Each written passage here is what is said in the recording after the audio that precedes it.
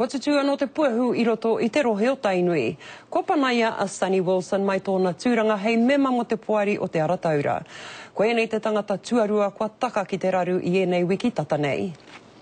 Absolutely, I'm saying that I absolutely didn't leak any information to the media. Ko te whakautu tērā a Sunny Wilson, te tangata kua panaia hei māngai mo te uepu o te arataura.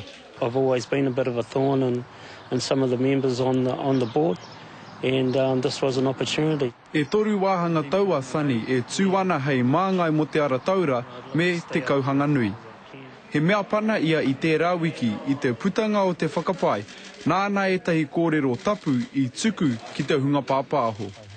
E mea tiana e pāna ua kōrero ki te tono a Tipa Mahuta, rāua ko Shane Solomon, kia utua a Tukuroirangi Morgan me Raiha Mahuta ki te hāwhe miriona tāra mo a rāua mahi hei kai kōkiri I te whakataunga awa o Waikato. E whakapai tiana, he mea rangahau ngā whakapai e pāna ki a Sunny Wilson e Tukuroirangi Morgan. Kaore tētahi mema no te puari o te arataura I wātea ki te kōrero ki a te karere I te rānei.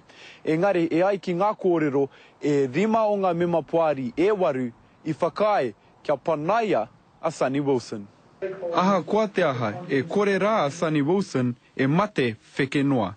The evidence that they say they have in standing me down is based on hearsay, and there's no real evidence for them standing me down.